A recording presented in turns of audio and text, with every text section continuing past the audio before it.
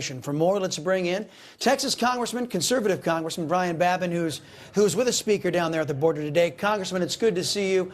You and I have known each other a long time. You know, I basically call the balls and strikes and call it as I see it.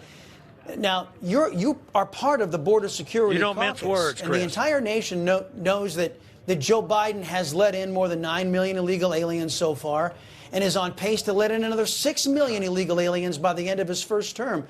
Why do you think Republicans keep on voting to fund the Democrats' illegal immigration campaign? Well, it depends on what you mean by voting to fund, because I can tell you that if it would be inadvertent for many of us to vote to fully fund his processing of these illegal immigrants into our country. And plus the fact we've got a very, very narrow majority. We passed a great bill, border security bill called H.R. 2, and it's sitting on Chuck Schumer's desk, has not been taken up. If we could pass that, of course, a fat chance of having Joe Biden sign it. But I can tell you the whole problem here has been a problem of lack of leadership and will on the part of this administration. On day one of his inauguration, he signed 26 executive orders, and including in that was getting rid of a lot of these policies that had proven so effective during the Trump administration, where the border was more controlled than at any time in modern history. And we just don't have the leadership, the will, to protect the American people, to live up to his oath of office, to enforce the law, to uphold the Constitution of the United States of America. It is a lack of leadership. That's what it is. Well, Congressman, no, if I could just correct you, I think Joe Biden's regime, nobody accuses him of being a leader, because he's not. Whoever's making the decisions in his name, they're leading beautifully. They're leading beautifully on dismantling the rule of law, dismantling the U.S. Constitution, getting rid of the southern border, and bringing in millions and millions of illegal aliens. This is all being done intentionally. It's willful, sir. And what I mean by Republicans funding it, you know about Absolutely. what that omnibus bill did from the 18 of your Republican colleagues who voted to fully fund all of this. All the Republicans have done in 2023, when they've had control over the House, every single time you've had any leverage, the Republicans have, on spending, they've just rubber stamped the Democrats' spending. So anytime you could have used must-pass bills, whether it be the debt ceiling, whether it be any of these inflection points in 2023, the Republicans took a pass. Am I wrong, Congressman? No, you're not wrong about those 18, but I can tell you I was not one of them.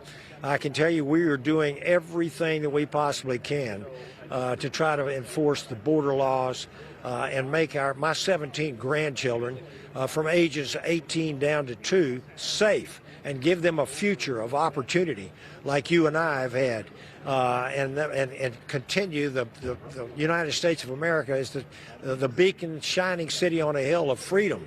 That's what has to happen. And without that, this world is certainly going to be a dark place. But you're exactly right. Yeah. They are leading well. If you're a socialist, communist, Marxist, woke individual, you think they are leading well. And but this is the problem that we have in this country today. I never dreamed that I would ever see what is transpiring before our eyes in the great state of Texas and in the United States of America.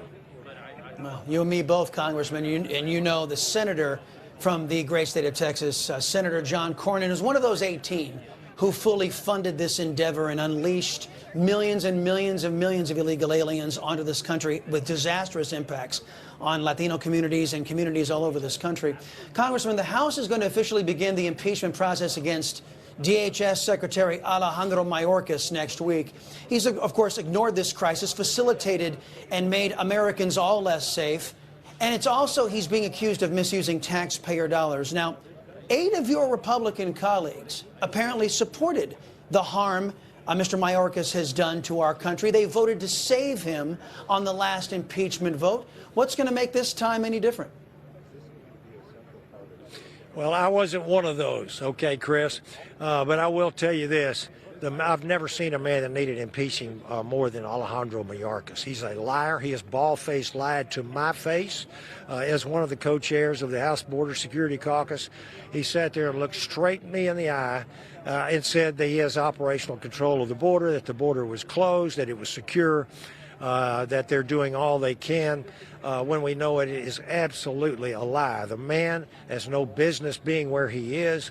Quite frankly, Joe Biden has no business being where he is.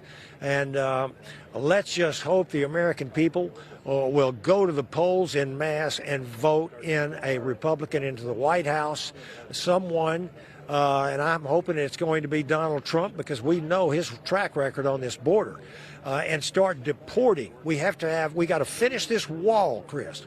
We have to have interior enforcement. We've got to do we got to have remain in Mexico. There's a number of things that we have to do on this border to make it secure. And the Mexican government, many countries, in fact, most countries around the world have no respect, no awe, no fear for our current president and his administration. We have to have strong leadership, stand up, and make sure that we can make things happen. Donald Trump did it with tariffs. He told President Obrador, he says, you either start taking care of your southern border and help us with remain in Mexico, or you're going to be tariffed. This is what needs to happen now. Same thing is going on with the Houthis over in the Middle East. They've attacked us over 100 times. So far, we've done very, very little. We need to inspire a little respect, a little fear, a little awe in our enemies. Yeah. And hey, you know what? In contrast, the Biden regime is talking about amnesty for the 9 million illegal aliens they let into the country. Congressman Brian Babin, thank you very much. Appreciate the time as always.